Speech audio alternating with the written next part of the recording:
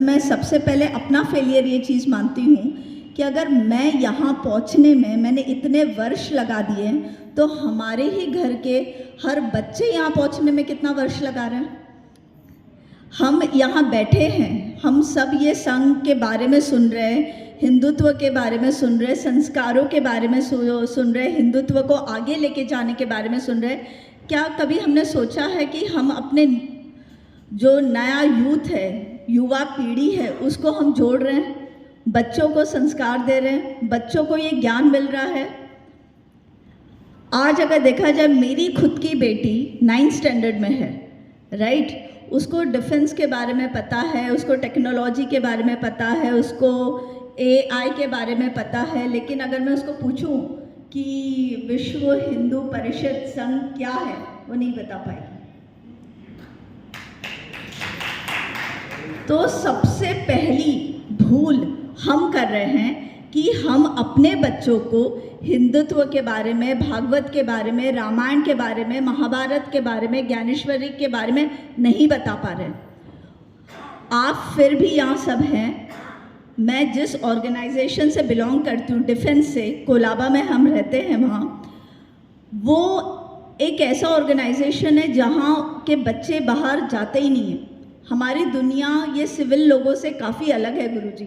मैं अगर आप सभी को कहना चाहती हूँ, 1 साल पहले हमारे एरिया का 4th स्टैंडर्ड का बच्चा मुझे मिला और उसने गधे और गाय का फ़र्क नहीं समझ पाया उसको।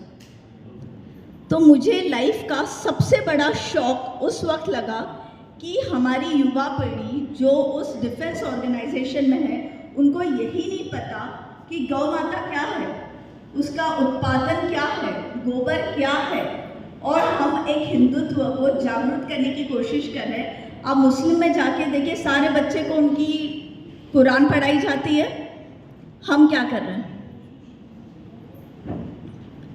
हम क्या कर रहे हैं? क्यों नहीं हम एक नई विचार, एक नई सोच ऐसे निर्माण करें कि ये जितने भी गुरु हैं, जितने भी संघ हैं, एक हो के क्यों ना मैनेजमेंट कॉलेज को यहाँ बुलाया जाए, इंजीनियरिंग कॉलेज को यहाँ बुलाया जाए, IT सेक्टर को यहाँ बुलाया जाए। इनके विचार, इनकी सोच, इनका अनुभव वहाँ तक कब पड़ेगा, जाएगा।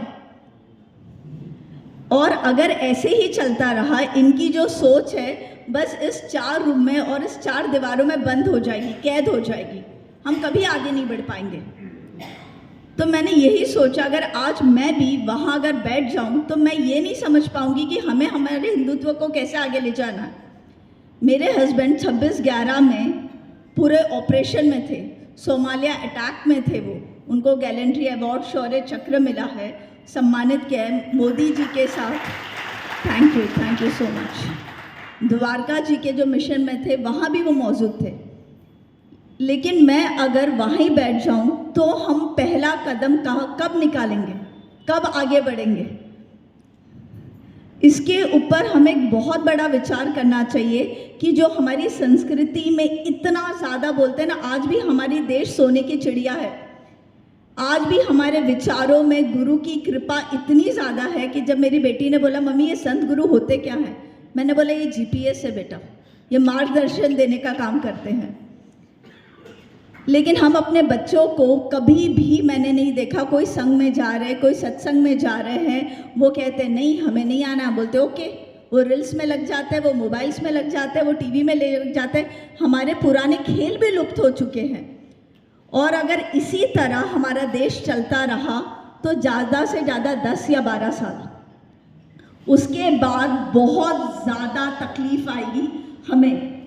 अभी मैं आपको और एक चीज़ बताना चाहती हूँ, मोदी जी के बारे में, नाम लेके कह रही हूँ मैं उनके बारे में, क्योंकि डिफेंस में हमने उनके बारे में जाना है कि उन्होंने क्या काम किया है। यही कश्मीर में अगर आप देखें तो हमारे हाथ बंधे हुए थे, हमारे सोल्जर्स भाइयों को मारा जा रहा था, हमें ये भी परमिशन नहीं दी गई थी कि हम उनको पलट के वार कर सकें। पर आज हमें हमारे ऊपर कोई आंख दिखा दे वहाँ। आज ये सारी चीज़ किसके वजह से हुई है? सियाचिन में इतनी माइनस, अगर आप देखे जाए 50 में 22 फीट हाई में हमारे फौजी भाई जाते थे, वहाँ मरते थे, हमारी बहनें विधवा होती थी। आज वहाँ हमें जो कंफर्टेबल जो यूनिफॉर्म मिला है, एक एक यूनिफॉर्म जो 4 लाख का मिल रहा है, आज एक डेथ नहीं हो रही, वो किसके वजह से हुआ?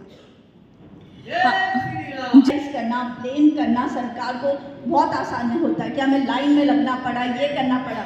आपको पता है इसका सबसे बड़ा प्रभाव पाकिस्तान और कश्मीर में पड़ा है। पूरी इकोनॉमिक फेलियर उसके वजह से हो गई है। 200 रुपये में जो पत्थरबाजी होती थी वो पूरी खत्म हो गई है। जी मैं बस रखती हूँ। नहीं आ पा रहा है तो वो सिर्फ और सिर्फ मोदी जी के वजह से, उनको वोट दीजिए हमारी सुरक्षा के लिए। मैं बस यही आपसे प्रार्थना करूँगी, नहीं तो आज हम अंदर महफूज नहीं रह पाते। Thank you so much.